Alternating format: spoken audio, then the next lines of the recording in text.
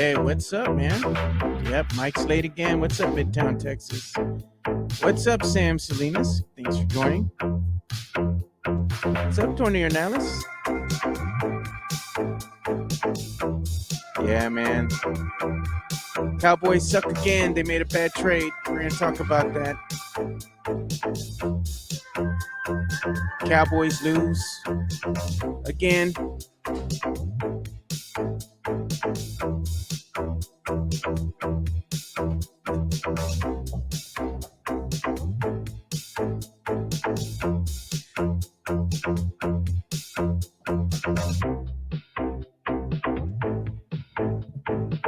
Everybody's talking about Cowboys losing again as they make a bad trade. They all in, baby. Spurs lose Sochan. Don't know how long. Hopefully it's nothing that serious, but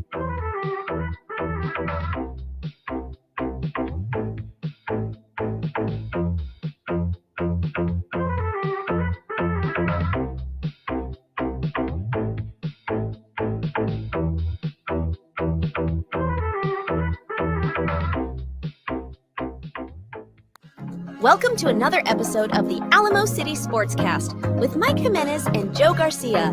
Make sure to subscribe and hit that like button. Join the discussion as we broadcast live from beautiful West San Antonio. And remember to tip your hosts as it helps the show grow. It's election day here in San Antonio and all over the United States. My name is Mike Jimenez. That's Joe Garcia. Alamo City Sportscast. We get going from 10 to about 11:30 Monday through Friday. We want to thank the over 1,000 subscribers that we have. And you know what? People are already watching right now. Hit the like button already. Do it now. Do it often. Share with your friends what we've got going on over here, because after yesterday's show, Joe and I walked out. And what you don't see is that we don't prepare a lot for the show. We just come out here and just talk, right? But after the show, Joe looked at me and said, dude, we're doing good shows these days. yeah. Not that they've ever been bad, but we have so much to talk about when it comes to the NFL, when it comes to the NBA, the Spurs and Wemby and Sochan and Pop and all of those different things. Joe was like, Michael, we are doing a fantastic job. And I will say that this show goes toe-to-toe with any sports show here in San Antonio, whether it be on the radio or it be on a podcast. And in fact, Joe, I would even say I can argue that we're the most entertaining. May not be the most knowledgeable, may not have the best sources, but we are very, very, very entertaining. Very entertaining. Again, welcome to the Alamo City Sportscast. My name is Mike Jimenez. That's Joe Garcia. Lots to get into today. The Spurs look good for about a quarter there in Los Angeles against the Clippers, up 40-14 after one, then go on to lose the game. And they also lost Jeremy Sochan in the process. There was no Pop. We're going to talk about that game. I brought up the question, Joe, on Twitter. Yeah. Spurs would have won that game had Sochan not gotten hurt, right? And people are like, Jeff Garcia from Locked On Spurs, Jimenez is backpedaling already. He's backpedaling. We'll talk about that. I hate the Kansas City Chiefs. Okay. I love Taylor Swift. I love Taylor Swift. Okay. I'm a Swiftie. But I'm done with the Chiefs. I'm tired of them winning, man. And I know Patrick Mahomes is probably the best quarterback I've ever seen play. And I know Brady's the GOAT because he has all the rings. But talent-wise, Mahomes laps him.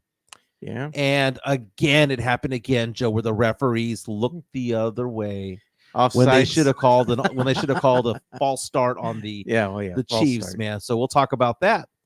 Cowboys, all in, baby. They pulled a trade, and our good friend RJ Ochoa from Blogging the Boys had a tweet that just said, "This is embarrassing." What an embarrassing trade the Cowboys pulled today. What the hell are they doing giving up a quality draft pick? Now, here's the thing. Maybe it turns it around, right? Maybe this player that they get turns it around. He was a second rounder just a couple of years ago, for crying out loud. Maybe they turn it around. We're going to talk pop culture. We're going to talk about all things going on today. It's election day, Joe. I look at it this way, Joe. No one's going to know who's going to win today. Dude, I was watching the news today. Yeah. They were saying that some states aren't going to count their early votes until tomorrow.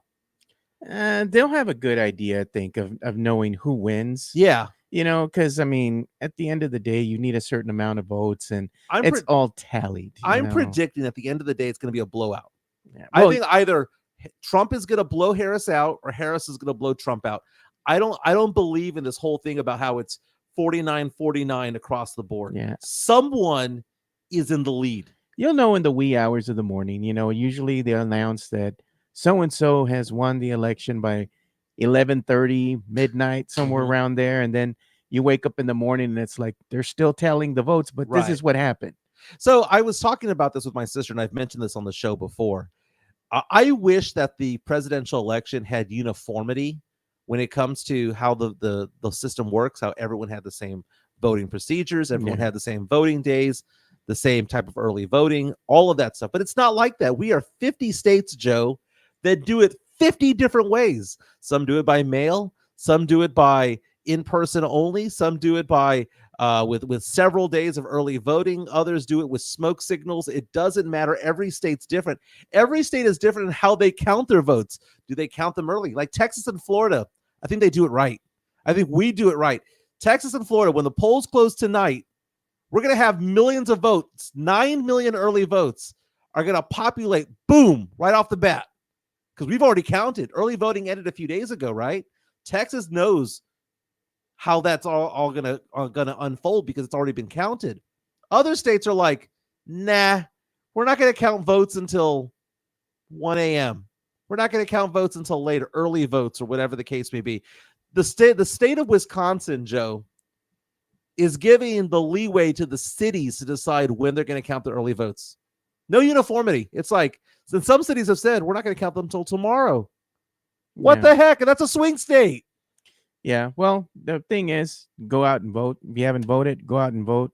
I know I'm going to vote after the show today. I tried to go vote early in the morning, but the line was long. So you vote on the day of elections? No, I was going to vote early, but I just never had a chance. I got too busy. I had a lot of things going on, and my wife was out of town on a work trip, so I had to wake up early to pick up my daughter, drop her off, and then come and do the show, which had me drained, dude. I was on fumes for the last like 2 weeks or so. Yeah. Joe, I equate that voting on election day to like going to HEB, seeing the short line, seeing the long line, and thinking to yourself, I'm going to go to the long line. Because the busiest day of voting is on election day itself. I was just on a line. There's a site, if you want to go on Twitter, called Voter Hub. And it's like basically a breakdown of what's going on. And they were saying that in the city of Philadelphia, 115,000 people voted today in the first hour. Yeah. And they're giving like an hour by hour type of thing. I don't know who's going to win.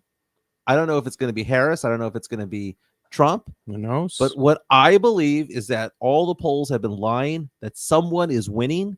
And what I think ends up happening is, and this is not a political thing, I think what ends up happening is that the reputations of these organizations, whether it be New York Times, well, actually, New York Times is doing a decent job, whether it be ABC, CNN, Fox, or whatever the case may be, they don't want to be wrong. So what they do is they say it's close. It's 48-48. It's 49-49. It's 50-50. They don't want to go out on a limb like the Des Moines Register the other day went out on a limb saying that Harris was doing well in Iowa. But then again, you saw a poll in New Hampshire saying that Trump is doing exceptionally well in a very blue state. I think it's funny. I think that there is, they called it herding. I think that they're lying. I think someone is actually winning. The question is, who is it? Who is it? Because if you told me, Joe, that Trump was going to win by a landslide, I'd believe you. If you told me that Harris was going to win by a landslide, I'd believe you. I don't think it's going to be one of those things where it's going to be like, now I'm not saying that we're going to find out today, but what I am saying is that I think somebody's in the lead. I don't believe that it's tied. Not at all. But again, the polls are open. If you want to be part of our show, by the way, our YouTube stream is open. You know, we're live on YouTube and Facebook and Twitter. But beyond all that, you can be part of the show. Hi, man, reaches out to us and says, tonight is America's gender reveal. Interesting. Dude, lots of things in the ballots. Beyond all that, is Ted Cruz or Colin Allred going to be the senator for the state of Texas for the next 6 years? That's out on the ballot. Lots of things going on. 9 million Texans voted early, Joe. 9 million. That represented 80% of the people who voted all in 2020. 9 million people. Fantastic. But again, The polls closed. We're going to get the first numbers coming in from some states around 6 p.m. today. And then after that, 7 p.m., 8 p.m., it's going to be like an unfolding going from east to west. And really, there's only 7 or 8 states that are considered to be true battleground states. So we'll get into that. Yeah. So let's go ahead and talk about San Antonio Spurs basketball a little bit. And yeah, the Spurs got off to a quick start there. First quarter, they came out, punched the Clippers right in the mouth. Guns a-blazing, baby. 40-14, was the first, after the first quarter, Spurs were leading. But then the Spurs just let the Clippers get back into the game. Second quarter, 34-16. Third quarter, Clippers outscored the Spurs 34-30. Elite just evaporated. And Sochan was out. He only played about, I think, 12 minutes. Yeah. And then he was out due to a thumb injury. He was out for the game. At the end of the day, the Spurs had a poor fourth quarter. They couldn't stop the Clippers. Clippers were just, shooting lights out. Well, that was it. Lots to go into. By the way, I'm no longer a Fubo virgin. I subscribed to Fubo yesterday because YouTube TV doesn't carry Bally Sports Southwest. No. So I had to say goodbye to YouTube TV. Watching the game yesterday, Joe. At the end, it's at the new Intuit, right? It's a brand new stadium over there, state of the art, amazing, right? Mm-hmm. They go out there to a 40-14 lead, and they were guns a-blazing, knocking down threes, playing solid defense. Yeah. And we can't discount the fact that the Spurs were without Devin Vassell still. Yeah. And then only got 12 minutes of Jeremy Sochan. I brought up the question on Twitter earlier today. Was that the reason why the Spurs lost? And people were like, nah, it's because the Spurs just don't guard the three-point line very well. Nah, it's because of this and the other. I wasn't trying to be facetious, Joe. I wasn't trying to be tongue-in-cheek. I'm being honest. Spurs lost because Sochan got hurt. The Spurs are not a deep team. Not at all. We saw Champagne blow up with knocking down 3 after 3 after 3 yesterday. But when things were rocking and rolling, Champagne was knocking down threes. Wemby was blocking shots, had 9 yesterday, almost had a triple-double. He had a double-double, yeah. And the Spurs just couldn't play defense. And who's the best defender on the Spurs right now? You could argue that it's Wemby, but Wemby is great defensively because he's 7'4" and he just swats a lot of shots. But the best man-on-man defender on the Spurs team is Jeremy Sochan. Sochan can guard the 1, 2, 3, and 4. And he was out there going after James Harden and held James Harden down. When Sochan left, the defense folded. I mean, there was a night and day difference between the defense folding. And I know people reaching out saying, well, they were catching up when Sochan was still in the game. They chopped the lead from 26-12, and then Sochan got hurt. I get that. But you can't tell me that the Spurs defense would have played just as poorly with Sochan out there. That's what I'm saying. Okay. I've given Sochan crap when it comes to offensive prowess, when it comes to shooting, but I've never, ever downplayed his defensive ability. I've said he's a good defender. Maybe not elite, but he's a very, very good defender. And because of that, you've got to say that had to be something amiss with the Spurs down the stretch in the third and fourth quarter when the wheels kind of came off. John Dyer reaches out to us jokingly on our Twitter account saying, Sochan's the GOAT. Eric Salinas says no, Spurs would have lost anyway. My favorite is that someone referred to the Spurs' love language as being giving up 3-point shots. Patty Jack says Spurs still lose. Giving up threes is their love language. Again, the Spurs blew a very, very, very big lead yesterday. Spurs had a chance of going 4-3 and having a plus 500 record, but are now a game under 500 after the last night's loss. Joe, we talked about it yesterday. We got to talk about it again today. When are we going to tell Wemby to stay away from the 3-point line? They're not. They want him to shoot threes, man. That's what they want him to be. They want him to develop into a perimeter shooter.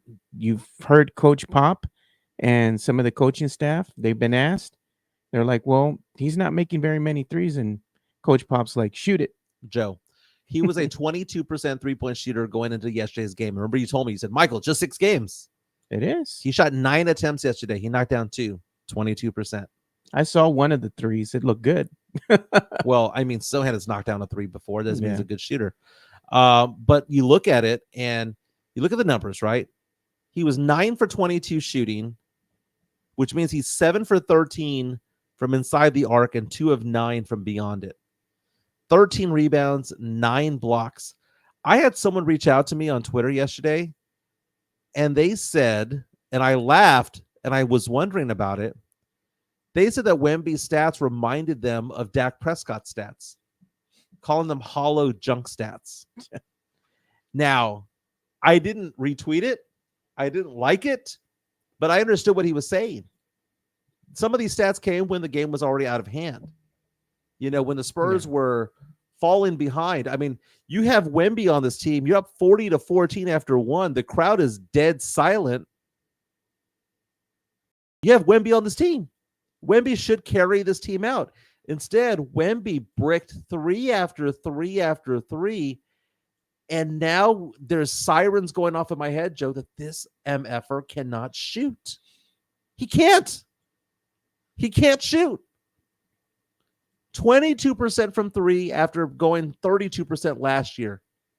Joe, there's something wrong, man. You know who else? His shot looks good though. The release rotation. Yeah, maybe he's just too tall to shoot. You know who else couldn't shoot very well when they first came into the league? Who's that? But they made their presence known inside the paint. Mr. Robinson. Yeah. He developed that over the course of his career, where he had a really good, solid jump shooter. You know, and that kind of prolonged his career a little bit because he had back problems. Because he used to play a lot with his, back to the basket. He was a stereotypical center going inside the paint and whatnot, but developing that mid-range jumper really did extend his career. And I think that's what they're trying to do with Wemby early on. They don't want him to play with his back to the basket. They want him facing the rim. They want him shooting those 3-pointers. They want him shooting jump shots. And his shot doesn't look bad. He just needs to develop that. And again, I'm not willing to say, oh, he's just can't shoot, period. It's still too early. I want to see more out of him. I want to see how he looks in, let's say, 30 games. I mean, we're not even 10 games into the season, like I said. But I understand where they want to go with him. And it looks like more and more they're going to have Sochan be that inside presence inside the paint. They're going to need some other Spurs players to step up and be that presence inside the paint because that's not going to be Wemby. There were a couple of plays where he faked a 3-point attempt. Yeah. Player went to go block it. I don't know why. Wemby's 7'4". How are you going to block him?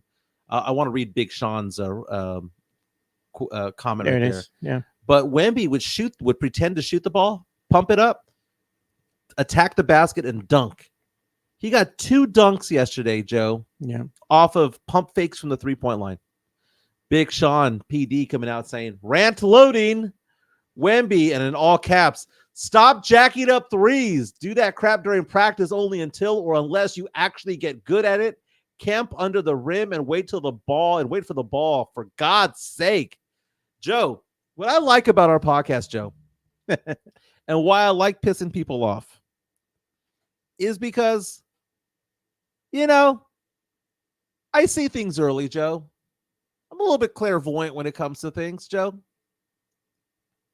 Team Tank, Pledger and I at San Antonio Sports Star back in the day. We were the first to see this, Joe.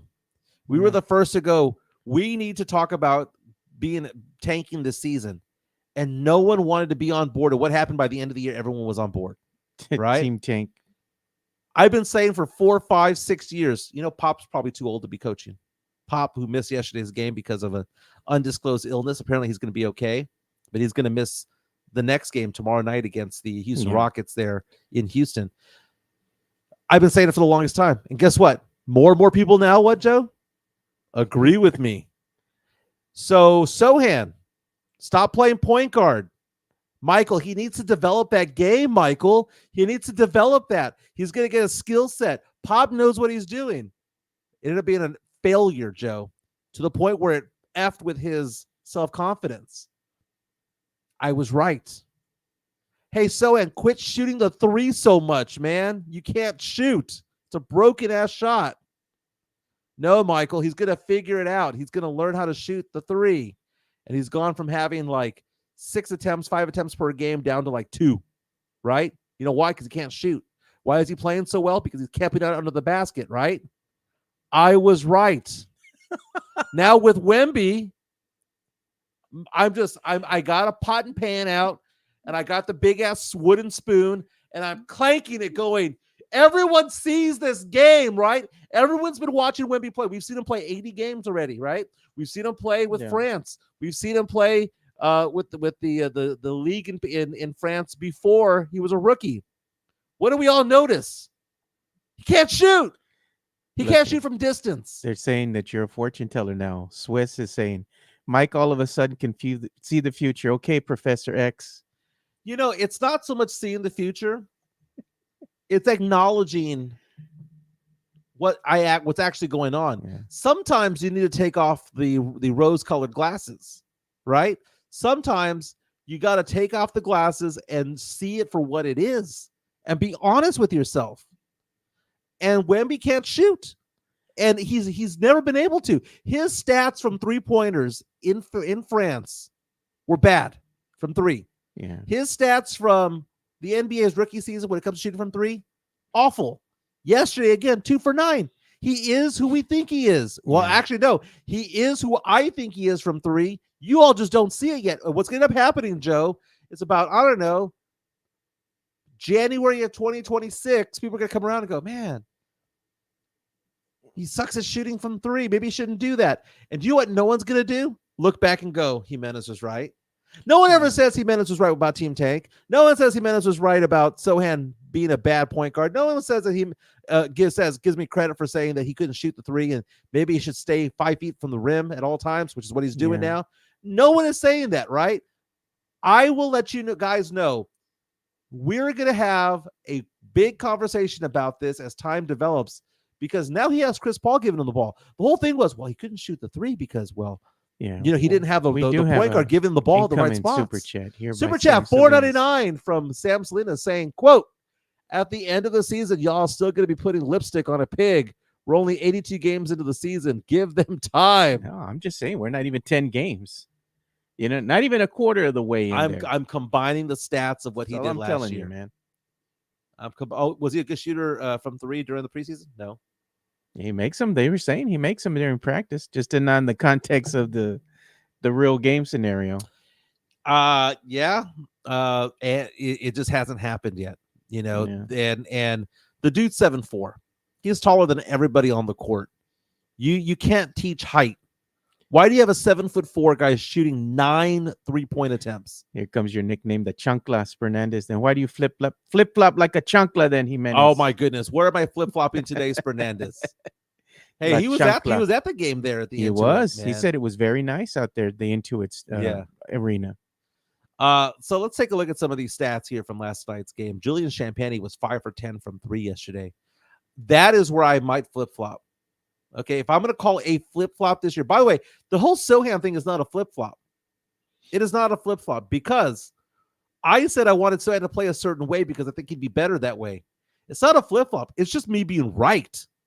That's what that is. Champagnie, I could be wrong. Okay, maybe I am wrong. There have been some games where Champagnie has gone out there and wet the bed, but there have been, for every one game that he's doing bad, he's having 2 good games now, where it was the opposite before. He'd have 1 good game and 2 bad games. He's flipped it around where it's 2-1.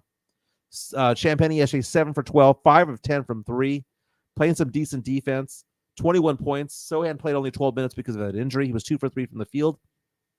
Only missed shot was a 3-point attempt. Harrison Barnes played 38 minutes yesterday. He was Mr. Cardio yesterday. 38 minutes, 4 points, 6 rebounds, 3 assists. Gross. Wemby, 9 for 22, 2 of 9 shooting from 3, 24 points. Again, people reaching out to me saying that those were hollow stats. Chris Paul looked old, man. I know the stat line says 14 points, 10 assists, but the guy is a turnstile at defense. He cannot guard anybody. It doesn't matter if you're going 14 and 10 if you're being torched. Zach Collins got into a dust-up, man. Zach Collins playing some bully ball. Missed all 5 shots, but you know what? I ain't mad at him. You appreciate those 4 points, huh?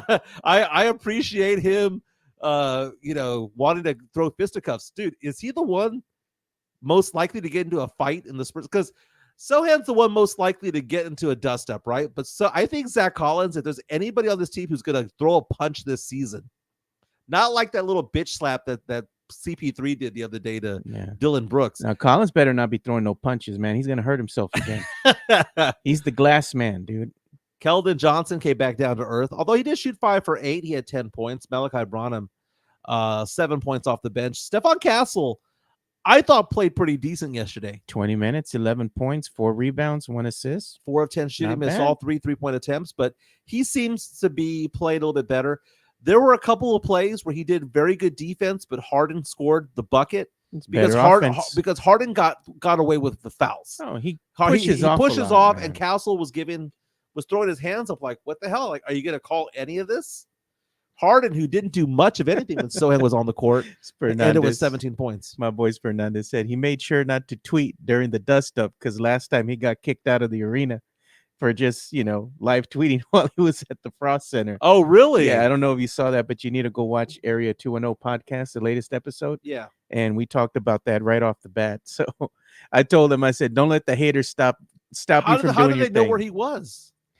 That's the question, right? That's the question. I mean, we've been telling people for a while now that Big Brother's always watching, So me working for the feds and all that stuff, it's amazing to see the technology that goes behind the scenes, Yeah. On how to find everybody. There's cameras all over the place. Well, dude. I know that some stadiums have those cameras that like face recognition. Face recognition. It's all there, dude. Everyone's like, well, TikTok has your information. They're trying to do Facebook has my information. You know what I do whenever I go get a haircut, and John Dyer made fun of my haircut. He goes, "You go to Supercuts?" No, I go to Great Clips. Okay. Okay. My hair grows so fast, and I'm lucky because I'm 47. I still have all my hair. Yeah. But my hair grows fast. I'm not going to spend $40 a pop just to go get a haircut. But anyway, I go to a Great Clips, and I speak into my phone. Great Clips coupon. Great Clips coupon. And guess what pops up on my phone, Joe? What? A Great Clips coupon. It pops up on Instagram magically or on Facebook magically. It's like they know I'm there because they do know I'm there because it monitors where you're at, dude. I mean, we spy on ourselves, dude. You can't tell me those cameras don't see what's going on. Yeah. Matt Gomez in here in the chat. Appreciate you, Matt, for commenting. He says Spurs Sports and Entertainment tracks the influencers. Actually, they're Big Brother's watching you all the time. You might just not know it. So when you go through security, right, that's one form of just like, hey, let's make sure these guys aren't taking anything that could have hurt people, right? Mm-hmm. The other part of that is if you're in a database, right, and you're in a public setting and the facial recognition software that they have and all that is looking at you and they get a hit, they're going to know where you're at. They're going to go up there. And you have there's a lot of things that happen behind the scenes that people don't understand, I don't doubt especially at these sporting venues and whatnot. They're trying to keep you all safe at the end of the day. And somebody's always watching you, man. That's all I'm saying. You got to be careful what you're saying when you're at an NFL game, when you're at an NBA game or any sporting venue or big, public gathering. Somebody's always watching. Tony Arnaldo says that I look at my iPhone and I say Angel Reese is fine. Angel Reese is so fine. A, she is. B, she's not Beetlejuice. She's not going to appear, dude, if I say her name 3 times. Spurs dropped to 3-4. Guess what, Joe? Remember, we take a look at what you need to be to make the play-in tournament? Got to be 4-4. So the Spurs are on the outside looking in right now when it comes to things. There are no games in the NBA today. The NBA is taking the day off so that people can go vote. Spurs back in action tomorrow, taking on the Houston Rockets. Rockets coming in at 4-3. Rockets here by 6.5 points. Spurs have already played them twice. They won one game, lost another one. They almost came back to win that second game there at the Frostbank Center. Got it within one possession after being down by like 20 points. It was a brutal game, but the Rockets are 2-2 at home. We're taking a look at the teams that matter to the Spurs this year. The Atlanta Hawks.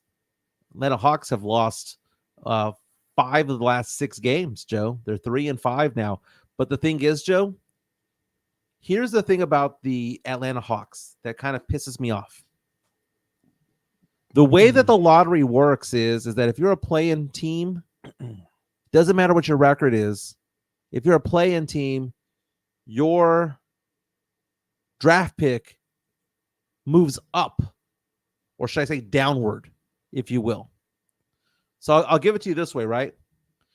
Atlanta right now is 3-5. There are 1, 2, 3, 4, 5, 6, 7, 8, 9. Okay, here are teams that have worse records or equal records to Atlanta, right? Utah, 1-6. Pelicans and Blazers are 3-5, right? Same record as Atlanta, right? That's 3 teams. Then you go to the East, the Bucks are 1-6 somehow. The Sixers are 1-5 somehow. The Raptors are 2-6. The Hornets are 2-5. The Wizards are 2-4. Pistons are 3-5. I've counted 9 teams, Joe, that have a worse record than the Hawks or equal. So you would think that right now the Hawks would have, I don't know, the 10th pick in the draft, right? Because we have that pick, right? No, doesn't work that way. Atlanta's pick is further down. And the reason why it's further down is because if they make the play-in tournament and they make the playoffs, it affects us. It does. We need them to not even make the play-in tournament. Right now, Tankathon projects Atlanta's pick going number 8 to the Spurs. But again, if they're in the play-in tournament, they have the ability to leapfrog out of there, right? Spurs right now, with their own pick, would be 11, Joe. 8, 11, and we'd have 16 from Chicago. Let's go ahead and end it right there, Joe.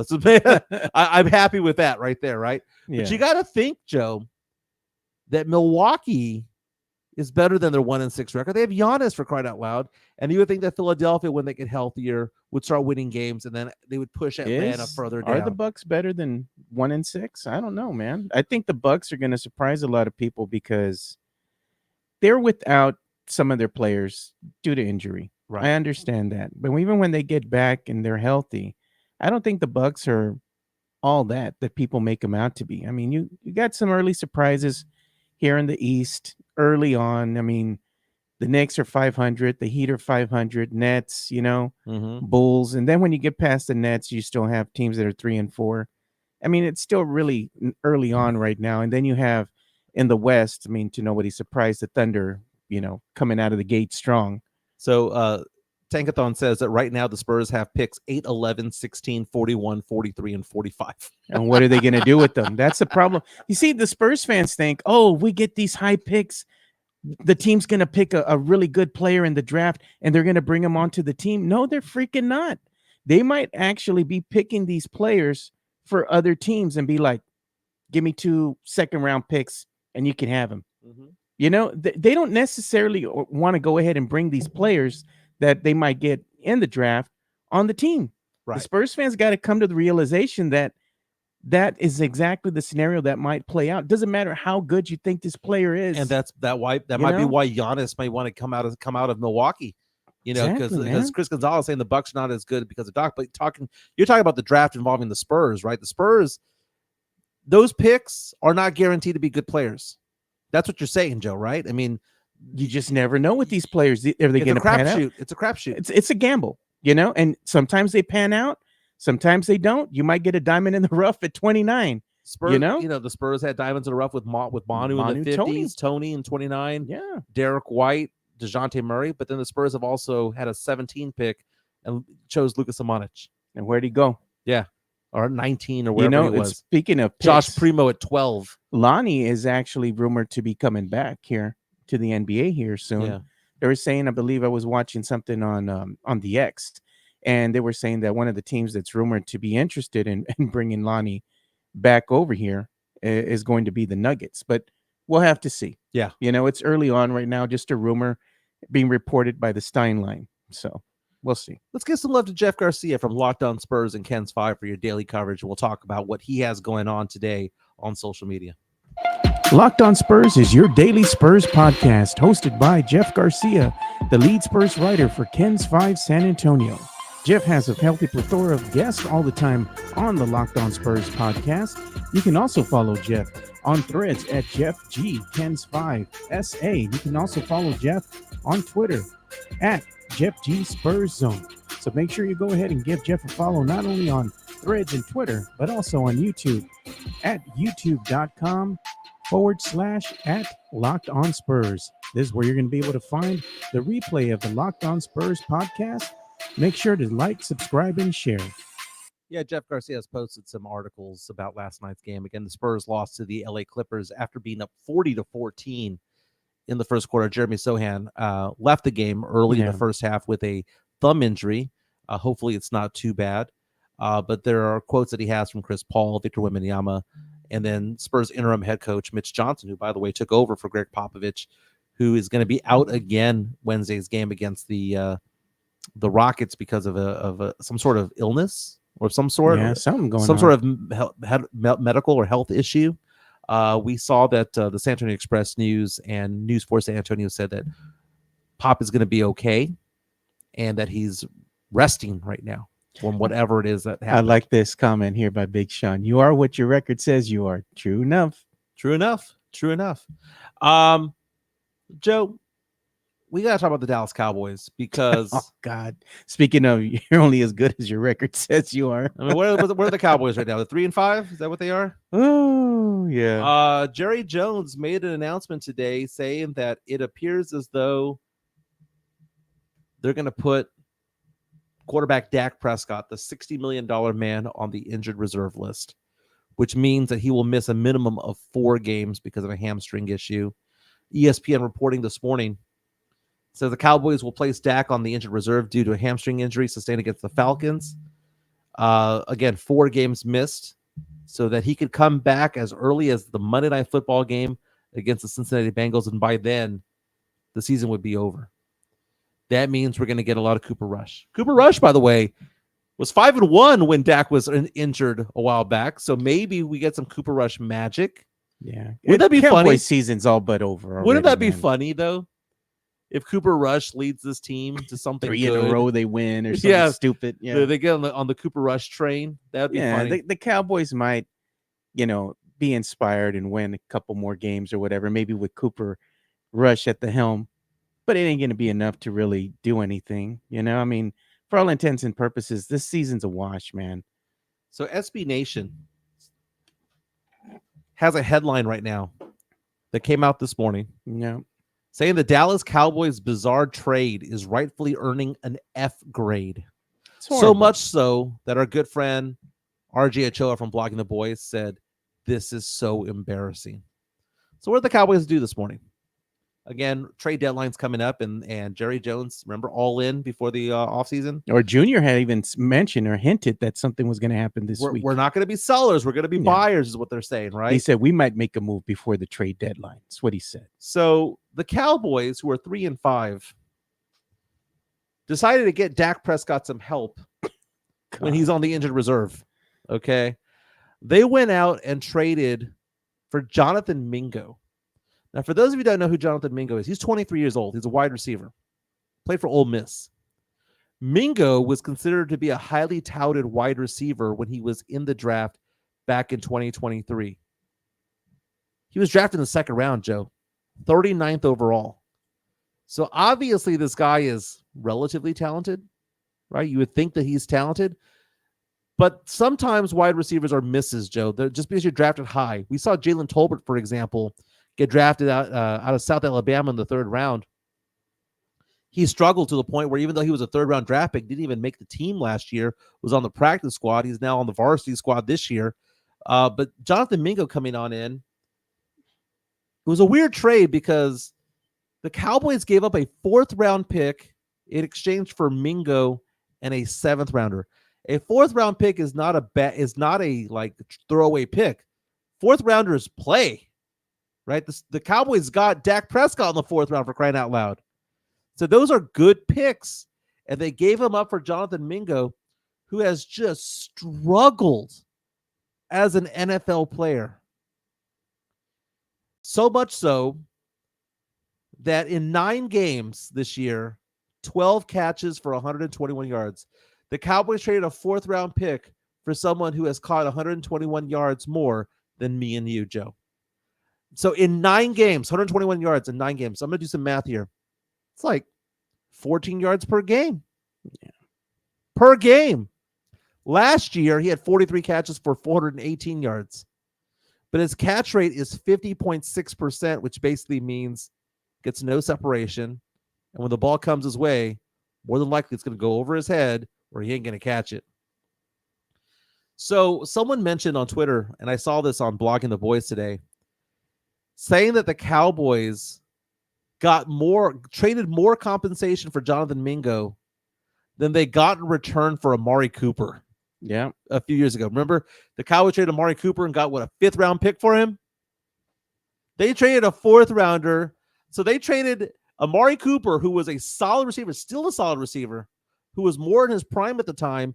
They got a 5th rounder for him. They gave up a 4th rounder for Jonathan Mingo, who again is just 23 years old, was highly touted coming out of college, but has struggled as a pro.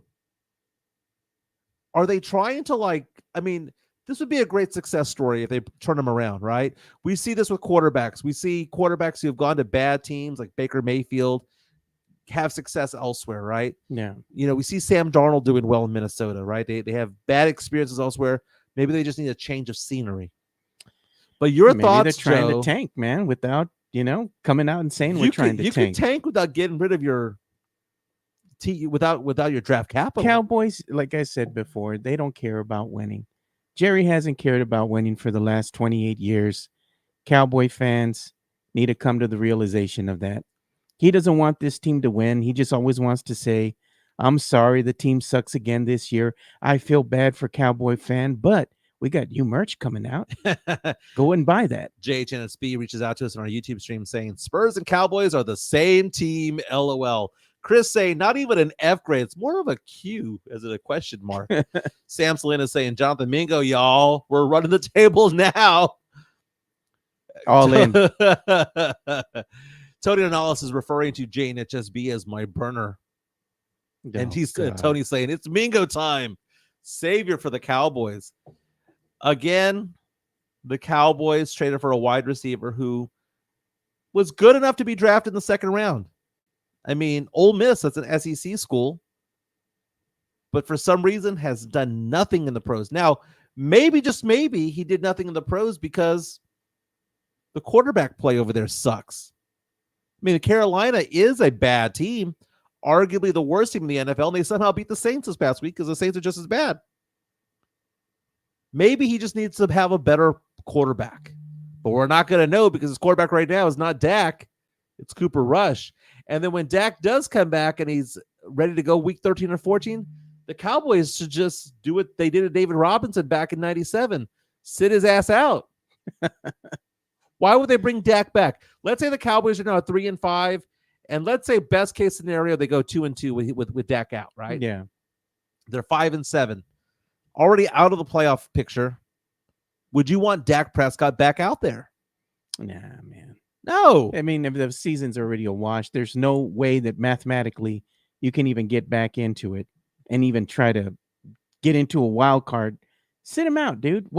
Why bring him in and risk further injury? Yeah. Just sit him down, dude. He's done. Do you think the Panthers right now are laughing? Probably. Do you think they're on the phone? Dude, we fleeced them. We fleeced them. I mean, we're making the most out of this bust. You know what would be insult to injury? If they, in fact, do get somebody in that 4th round that pans out for them. It'd be embarrassing, man.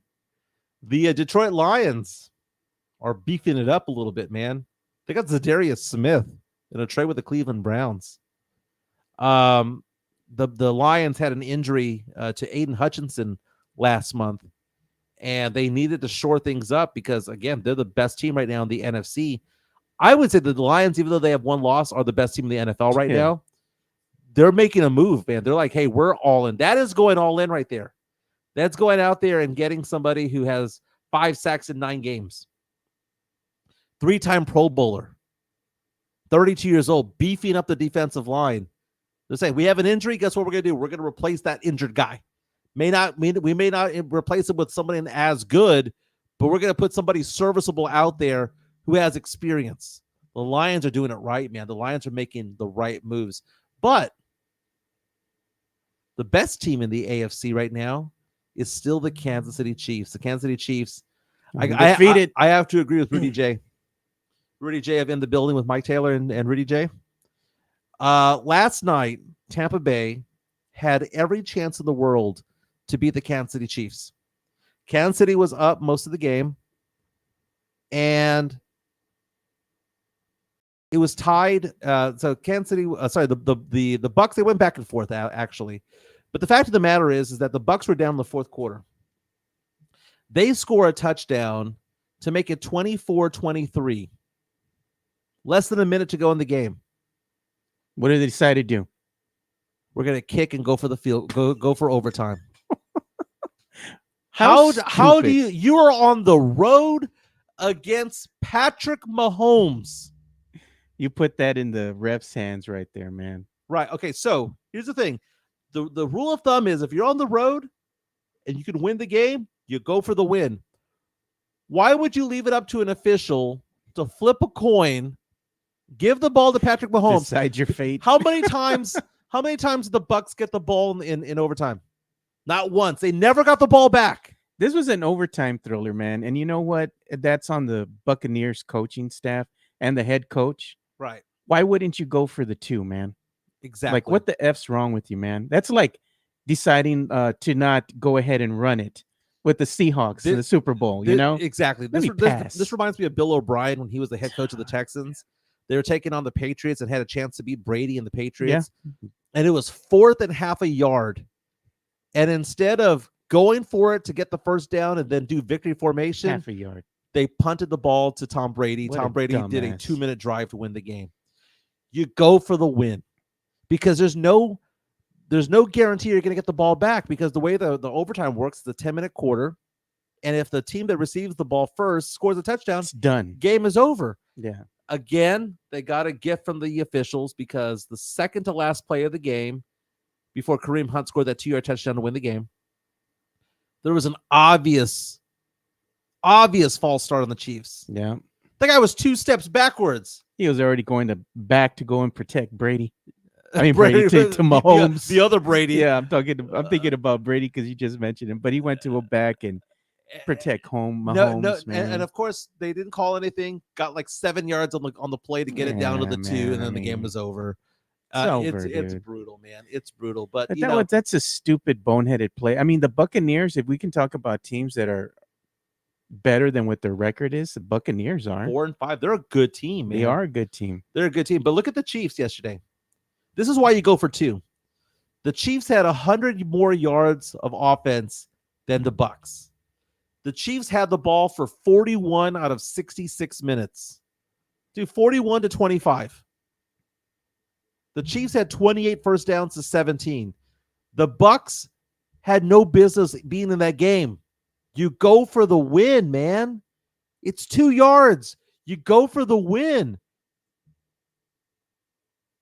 And they didn't do it. They didn't do it, man. That's one of those plays I bet you that coach had again. He'd be like, man, I'm going to go for it. And Todd Bowles, who's a good coach, what were you thinking? Yeah. What were you thinking, man? NFL Power Rankings released today. Joe, we like to do this on Tuesdays.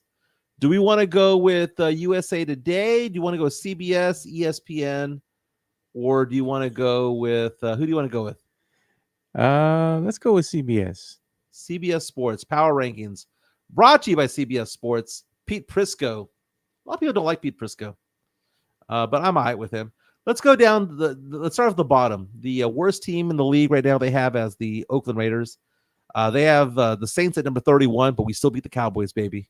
We still beat the Cowboys. They've lost 7 in a row. Dennis Allen fired as the head coach yesterday. Dallas Cowboys right now ranked number 25, dropping 5 spots. And Pete Prisco of CBS Sports says it's over for this team. No chance to turn things around, especially with Dak out in the IR. Yeah, big changes are coming. They're done. So let's go to the top 10. How about this, Joe? Number 12. CBS Sports has the Houston Texans at number 12, despite having a 6-3 record. Joe, see, this is why you and I have the best sports talk show in San Antonio. Okay? This is why you and I have the best sports talk show in San Antonio. What have you and I been saying over the past few weeks? That this Texans team is a bad team that has a good record. Well, they've beaten some bad teams. I know we say you are what your record says you are, right? Yeah. This is one instance where it's false. Oh, man, you better not tell that to Pledger. Dude, I love Pledge. He's my boy, and I miss him. This Texans team sucks, dude. Oh, my. Okay, I take that back. They're overrated. Maybe they don't suck. I take that back. I'm gonna reel those words back in. They're a good team. No, they're an average team. So much so that despite their 6-3 record, they've outscored their opponents by just 1 point. They let bad teams hang around. They lost to the Jets, Joe. I know it was Thursday night. I know it was on the road, but they lost to the Jets and they got their asses handed to them by the Jets. Well, Texans win with their 6-3 record. They're still leading the AFC South, man. AFC South is trash. Who do they got? They got the Colts. You got the Titans. And the Jaguars. Yeah. So we got Trevor Lawrence to play twice. You got 6. They should go 5-1 against that division every time, right? But CBS Sports saying they can't protect CJ Stroud, and that Stroud's struggling because of it. Man. Top 10, they have the Chargers, who are 5-3, moving up 6 spots as the 10th best team in the NFL. They have the Eagles at number 9, 6-2, 1 game behind the Commanders in the NFC East. At number 8, the Packers just hang around, man. They just hang around. They are winning games despite the fact that Jordan Love has not been healthy all year long. It says a lot about that team, man. Resilience. But even though they're 6-3, they're still kind of on the outside looking in because you got good teams in both the Vikings and the Lions. Yeah. I mean, that's a tough division right there, that NFC North. Well, because the Vikings are number 7 with a 6-2 record as well. The Vikings finally got back in the surprise, Mike, of the season to me has been the Falcons, dude. The Falcons have I would not want to play them. I would not want to play them in the playoffs. No, dude. They're a scrappy team, bro. Imagine winning your division, right? You win your division. Yeah. And you're excited about going 12-5, 11-6. Falcons. And then the Falcons come on in at 10-6, 10-7, coming on in. And Kirk Cousins. Primo, man. Dude, we've always said that Kirk Cousins was white Dak Prescott and Dak Prescott is black Kirk Cousins. Dude, who's a better quarterback, Joe? Kirk Cousins or Dak Prescott? Kirk Cousins right now. Kirk Cousins. He's leading his team to victory right now. The Falcons actually could have a better record than 6-3 because they lost a couple games there that were really close games that they could have easily won. Just little mishaps, mistakes here and there. 6-3, they're just hanging around. They're leading their division. Leading their division because the Buccaneers, who their biggest comp, lost yesterday. Yeah. Now have a 2-game lead in the NFC South. Eagles 9, Packers 8, Vikings 7, the Steelers at 6. 6-2. The Steelers are smoke and mirrors, man. They're somehow winning games, and I don't get it. They're leading their division, the AFC North, Mike. I don't get it. One of their losses, didn't they lose? Okay, I don't know. They're better than the Ravens right now, surprisingly. Well, Ravens are 6-3. Here's the weird thing about the Ravens. They're 6-3, right? They lost 2 games this year because they had a player drop an open pass. Yeah. Remember that one pass to Derrick Henry? Get the first down, win the game? He bobbled a pass that was straight to him that he has caught 1,000,000 times before. Other team gets the ball, they lose. This last game, first down pass was dropped by a wide receiver who was wide open, Joe. Forced the Ravens to punt, they lost the game. 2 dropped passes where you were wide open cost the Ravens 2 games this year. They're 6-3, they should be 8-1.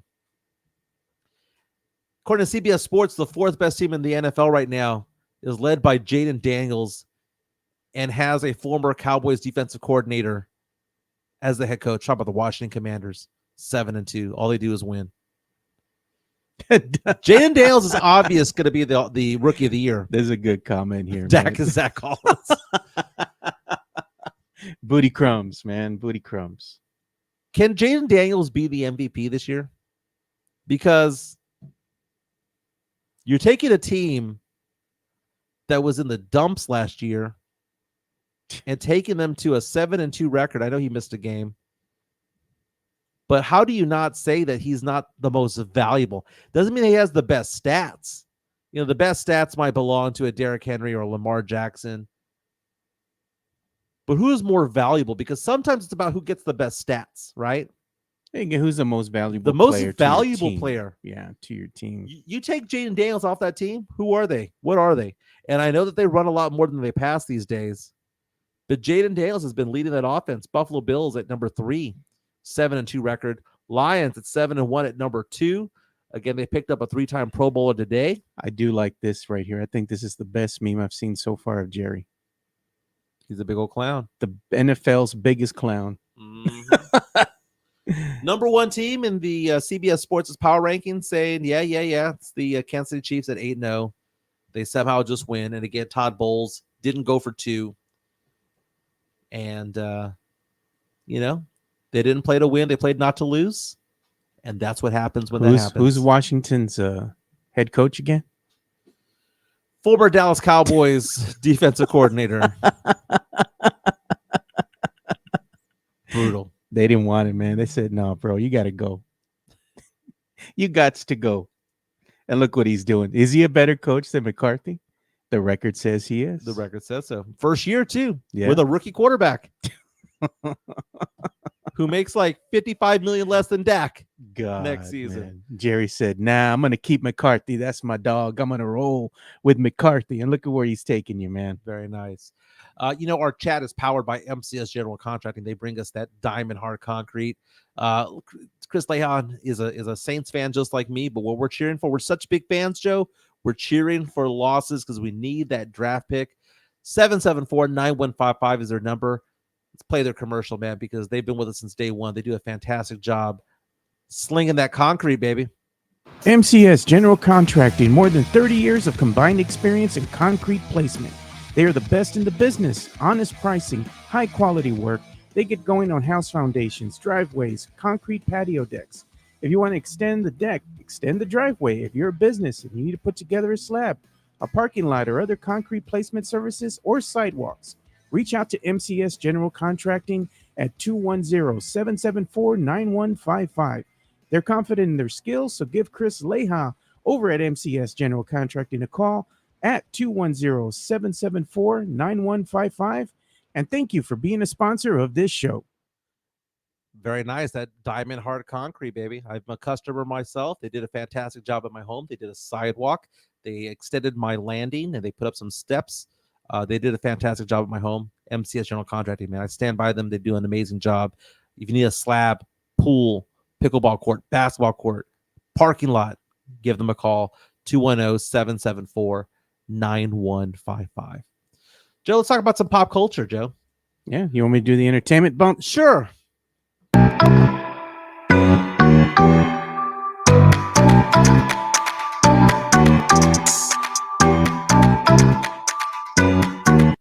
Times are changing, Joe, when it comes to entertainment. And we're seeing this right now with Saturday Night Live, because Saturday Night Live is no longer making fun of celebrities. They're making fun and doing parodies of TikTokers. Oh, gosh. And that's how they're making things different. They're making it more so that the youth are watching that, because what we hear from people who are our age, they say, oh, Saturday Night Live hasn't been funny since back in the day. I remember when it was Chris Farley and Adam Sandler and all that stuff. And that is just a sign of you getting old. If you start doing that, you're just old.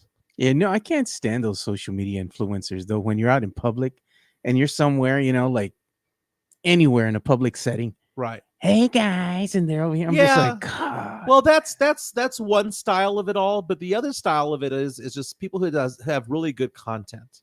Yeah. Really good. Yeah. Like we talk about the Camino Real girls, right? That's good content right there. They're hot, but it's good content. This guy right here, if you could show my screen. Keith Lee has nearly 17 million followers on TikTok. He does food reviews. People say, go to this one restaurant, mom and pop restaurants. He goes all over the country to do these food reviews. He's on hiatus right now. And it gets millions of views, Joe. And he goes to like Las Vegas, goes to like people say, this is a very good restaurant. Just people don't know about it.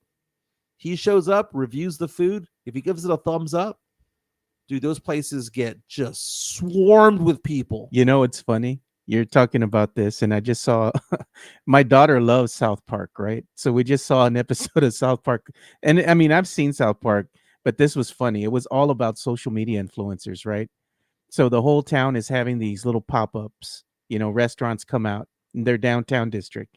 And the funny thing is that all the people in the in the town, they're like, they want to eat for free. So they're like, you don't know who I am? I'm a social media influencer, so they can get free meals. And then they're all going back to their houses, and they're like, "Oh, wait up, I got to do my Yelp review."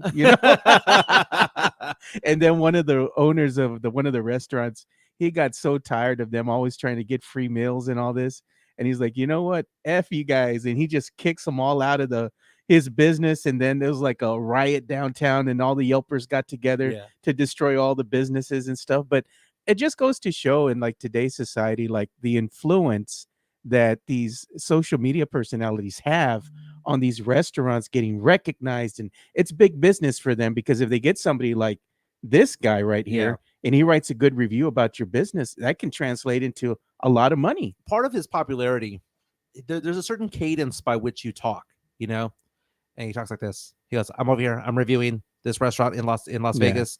They say that it's really, really good. I've never been in there. Let's give it a try." He has a very interesting cadence when it comes to how he speaks, the momentum by which his words come out of his mouth. Yeah. I actually enjoy his videos, because he says, if you're going to go to like Miami, go eat at this restaurant. Why go to the chain? Why go to the Riverwalk in San Antonio? Why not go to this taqueria? Little mom and pop places, man. Well, anyway, he's in the news right now because he announced that he's leaving his hometown of Las Vegas. He's moving to Texas. Didn't say where, but he explained on TikTok that he's taking a hiatus from his reviews because he's moving to the Lone Star State. So we can see more of Keith Lee in the state of Texas reviewing foods, reviewing restaurants and whatnot. And the way that he reviews them, Joe, he doesn't go in there and eat at the restaurant and make a big old production out of it. Yeah. It's not about me. The food. He gets the food to go and he eats it in his car. Every review that he has is in the front seat of his car going, I went inside, I got some takeout. They said to do this sauce, to do this sauce. And he has revived so many different businesses. I know a lot of influencers get a lot of grief. This guy, I'm okay with, man. Yeah, the worst social media influencers that have ever been around are the people that go to Disney, dude. When you're in Disney, you just want to have vacation with your family, chill out, relax. And these guys, they're on the rides with you and they're talking like they're live streaming. Some of them are, and they're, hey guys, this is so-and-so with, whatever outlet, whatever, channel that they have. And we're on the ride and they're bringing the camera up and showing everybody. And I'm like, I don't necessarily want my face to be shown out to strangers, because I'm not signing a disclaimer. You didn't ask me if it was okay. I'm just here on vacation with my family, and so that becomes annoying. That's what I'm saying. But this guy's a little different, man. I like that. Jade SB reached out to us and says that I tried pulling out the Alamo City Sportscast card to pay for his pedicure. Midtown Texas says, I come here for Mike's cadences. If we can go to $2 real fast. Joe, I have a girlfriend, Joe, little nugget. And she thinks it's funny that you and I do a podcast together. She thinks it's funny that people actually watch it. Yeah. Right. And I mentioned to her, she didn't know me back in the day when I was at Sports Star. And that was a very popular show back in the day. In fact, the rating showed it was the highest rated show on Sports Star at the time. You and I go some places, Joe, and we get recognized from time to time. Yeah. Okay. It's not a popularity thing. It's just, people recognize the show or whatnot, and she thinks it's funny. She's like, it doesn't happen. And I'm like, yeah, I mean, it happened more often when I was on the radio, but every once in a while you go someplace and somebody says hi or whatnot. Yeah, it's very, very cool. And she thinks it's the silliest thing. And she's like, what do you think? Are you some sort of influencer? I'm like, no, people follow on Twitter, they recognize you and whatnot. The funny thing is that some of the people who hate me the most on social media meet me in person, and guess what, Joe? What happens? You say they like you. They love me. They love me. They're like, oh, he's not an ass. He's just opinionated. Very, very funny, dude. Oh, my God. Joe, I am trying to figure out where I'm going to watch the election results tonight. I have a tradition that my friend doesn't want to do today. We have every 4 years we get together to watch the presidential results come in, and we go to the Angry Elephant Bar. It's a Republican bar, right? Yeah. Okay. My Republican friends think I'm too liberal. My liberal friends think I'm too conservative. Whatever. But I don't want to watch the results at home. Yeah. I want to go to a bar. I think I'm going to go to the Angry Elephant. If people want to join me today, reach out to me on social media. Let's go grab some beers. Let's get together at 7 o'clock and watch the results come in. Yeah. I'm going to stay home, man. I went to, full disclosure, I had to call my shift early at work yesterday. Mm-hmm. Man, I had a bad fall over the weekend on Saturday. Yeah, how did that happen? What I just tripped, dude. Like I was walking and the lights were off in front of the house and there's like a driveway and the sidewalk there and my foot just got caught and I tripped, fell. And I didn't break nothing, but so there was no hairline fracture? No, I went to the ER yesterday during work because I was looking at your leg right now. Dude, it looks jacked. It looks jacked up. I'm telling you, man. It looks worse than it is, because the bruising's setting in. But they took X-rays and whatnot. They're like, "Hey, man, you're fine." They gave me some muscle relaxers. I have the day off of work. They told me just to get some rest and I'll be fine. But man, that was a nasty fall, dude. Joe, it looks like your leg got the treatment that Kathy Bates did in Misery.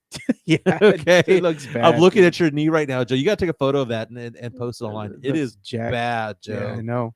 And my hip was hurting me too, and they were like, "No, you're fine. You don't got nothing wrong with you." But I did get to go see the hottie doctor around the corner, though.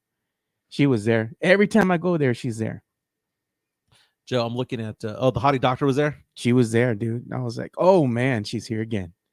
Joe, do you think this is bad for Patrick Mahomes? If you were Patrick Mahomes' parents, you want to show my screen real fast? Sure. Patrick Mahomes has an image to make money, right? His mom wearing a MAGA hat at last night's game.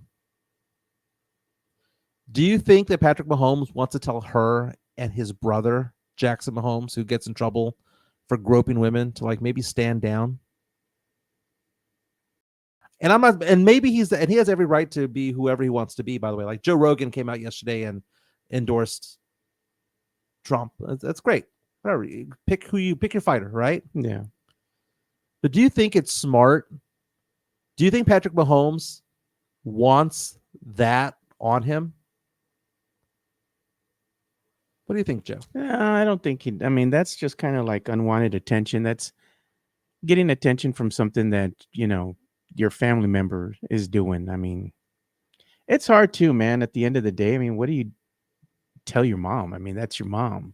Well, and we know that Brittany Mahomes is a supporter of Trump as well. Yeah. Right. But if you're an athlete, the whole point of being an athlete is to make money off of advertising and stuff like that. Right. Not alienating. I don't want him to say that he's a Harris supporter either. Yeah. But for the biggest superstars out there, Joe, we saw LeBron James come out and support Harris. He shouldn't have done that. I think that certain people, Popovich doing his thing and his rants, we go on $2, by the way. I think Popovich with the rants that he goes on, I'm not the shut up and dribble kind of guy. You have a voice and whatnot. But I'm just thinking about it from the Michael Jordan perspective, the Charles Barkley perspective of Republicans buy shoes too. You know what I'm saying? Why would you do that to your brand? We're a divided country. We're 50-50. There's going to be half the crowd, half of America are going to be rejoicing tonight or tomorrow whenever the election comes to an end, and the other half are going to think that the world's coming to an end. But why would anybody with a big name?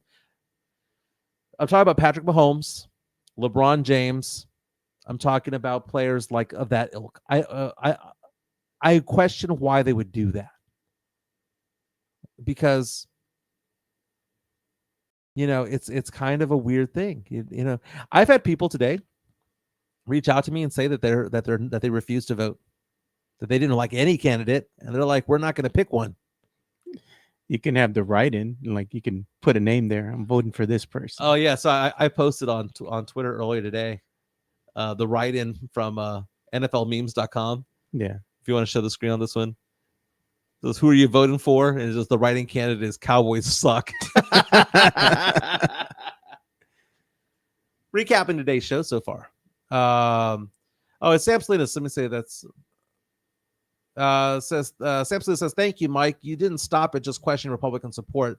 That's where most people in your shoes stop. Never questioning the same support for Democrat support. Appreciate it much. I think that there's certain athletes that are so big that they need to be out of it, right? There are going to be celebrities out there. We saw Joe Rogan. We saw, today I saw Reese Witherspoon give support to somebody, and Ryan Reynolds and Blake Lively and all that stuff. And it's like, I get it, okay? But Ryan Reynolds and Blake Lively are just celebrities, right? I think there's certain players that need to be above the fray. And I think that if you are the figurehead of the league, if you're like on the Mount Rushmore of the league right now, you should probably sit it out. If you retire, that's fine. Just sit it out. Because why alienate it? I mean, look at the number of people who got pissed off about Colin Kaepernick, right? Yeah. I know some people who've stopped watching the NFL never came back, right? It became too big of a deal. But either way, election's going to be over tonight. Someone's going to win by a blowout. I don't know which one's going to be, but someone's going to win by a blowout. That would be something, dude. You put that on the ballot. Vote for these nuts. Gosh. These nuts. Jeremy Sochan, Joe, with the thumb injury. Do you think that the Spurs are going to go winless without Jeremy? He does lead the league and lead the team before the injury in all around effort in points per game. Ganas. Intensity. He's growing on me. Well, let's put it like this. They got no Jeremy tomorrow. You give him a shot against the Rockets at 7:00? Yeah. Probably not. Then they go play the Portland Trailblazers, and they're all right. They're not all that. Kind of on the Spurs level. The Spurs play the Jazz again. After that, then they play the Kings. Spurs could actually win a couple of these games here. I don't know if they'll win against the Rockets, but you can never discount the team. Mm-hmm. Maybe somebody will show up and, take that spot. And, if Jeremy's not healthy enough to play.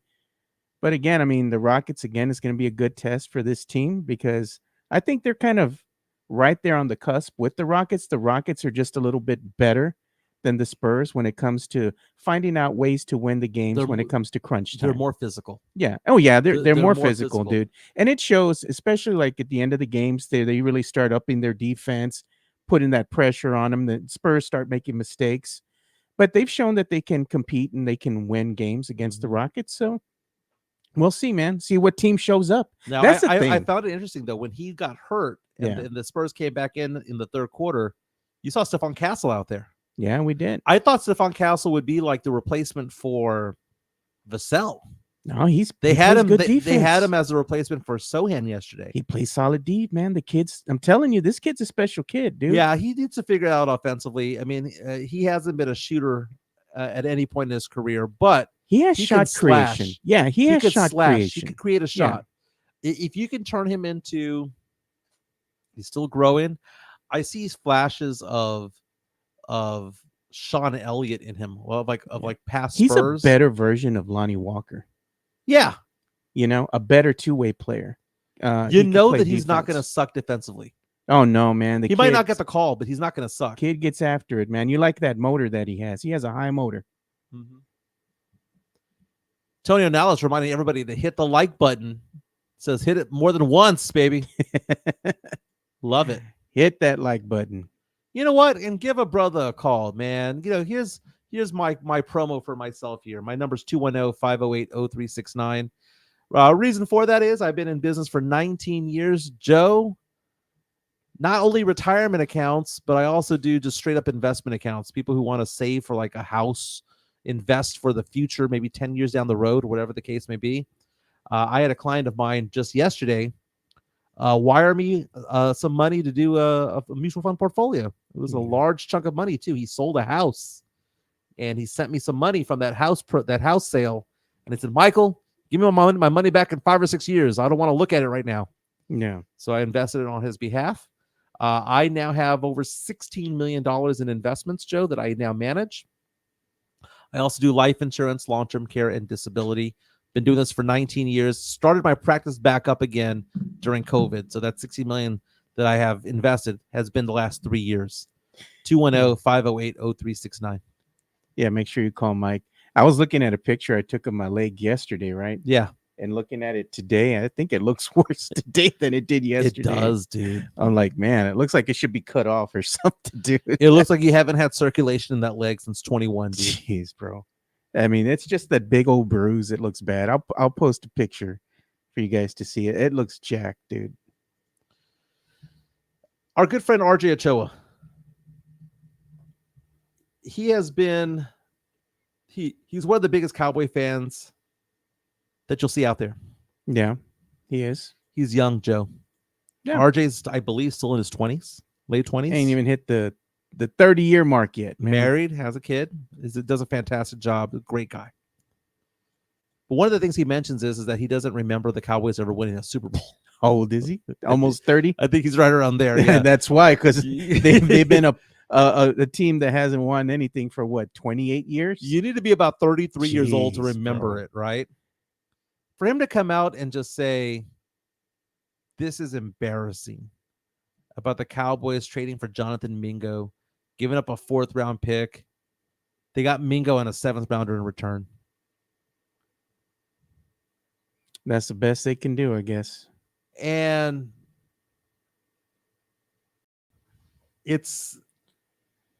I think Cowboy fans are fed up with Jerry Jones to the point that I don't think there's a return.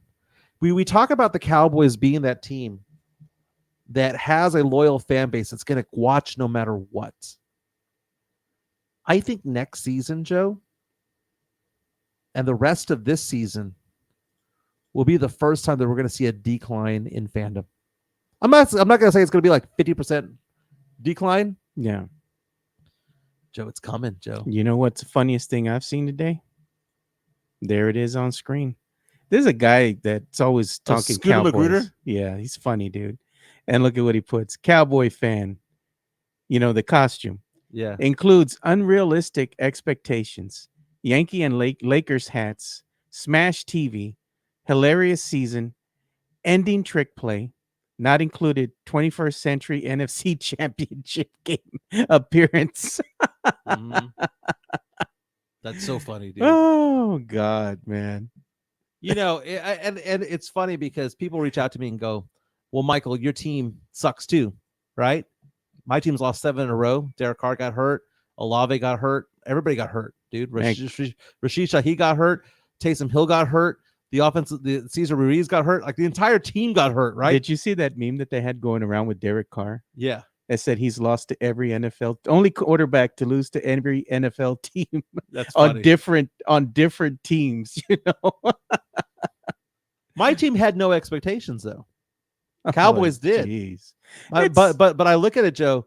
I, as a fan, need to cheer for my team to lose. You do. Chris Leha was saying the same thing. I think you all are on the same page.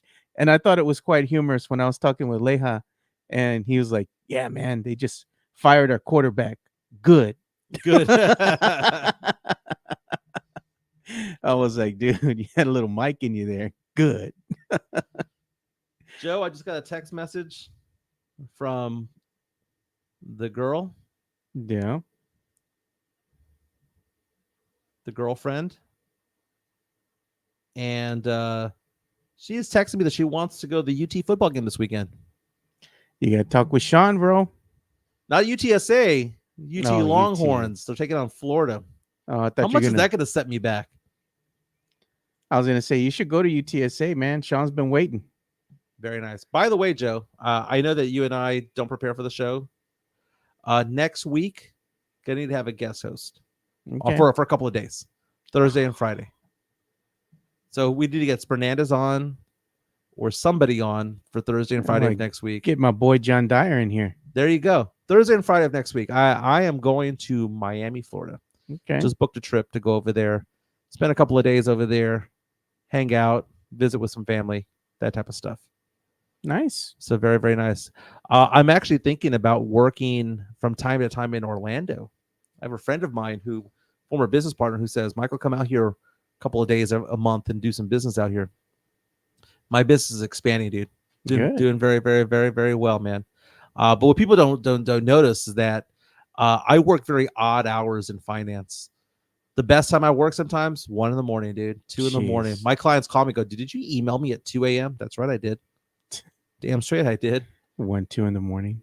But dude, weather is getting chillier outside. It's going to be in the 70s as a high beginning next week. Dude, last night got 2.25 inches of rain in my house yesterday. It was brutal. You know what's funny here? They're asking, Tony Ronaldo is asking when the next Alamo City Sportscast event is going to be. Well, I'm thinking a Christmas party, dude. Yeah, well, we'll see, dude. I think a Christmas party, just something like that. That'd be nice. And look at this, is funny. Cowboys suck. Instead of I voted. I mean, isn't that the same thing? Right? Oh, God. But let's go ahead and call it a show. Everyone, don't forget to give some love to MCS General Contracting if you have any concrete placement needs. Again, the polls are open today. It is an election day in the United States. You have the right to vote. You have the right to not care. But again, it's finally over, Joe. I'm not going to get those text messages asking for $5 for calling Allred or Ted Cruz. I'm not going to get any Kamala Harris or Donald Trump text messages, right. RNC, messages, DNC, emails. We're not going to see commercials anymore. Where they try to scare you. Right. Like those are gone. Those are gone. Polls are open. If anyone wants to go watch the election results with me, I'm going to say Angry Elephant Bar, Joe. 281, the one right next to Rupub. There you go. I'll be there tonight. If you want to reach out to me, DM me or shoot me a text, 210-508-0369. We can meet up. I'd like to go get some food and drink out there. Everyone have a fantastic day. Oh, forgot. Monday, no show because I'm off. Federal holiday. Oh, what holiday is that? Veterans Day, I think. That means I'm off on Monday. Yeah, I'm off on Monday. And my aunt was telling me she needs me to take her to Austin or something like that. So I might have to see what we're going to do about that. Yeah. So the trading holidays, the way that it works, what days will the stock market be closed? Because those are the days that I'm closed. Let's see here. Nope, I'm open. So you're off. I'm working. Yeah. We'll figure it out. Everyone have a fantastic day. We'll be back tomorrow. This is the Alamo City Sportscast. And thank you again to Jeff Garcia, MCS General Contracting. And give me a call for your financial needs. 210-508-0369.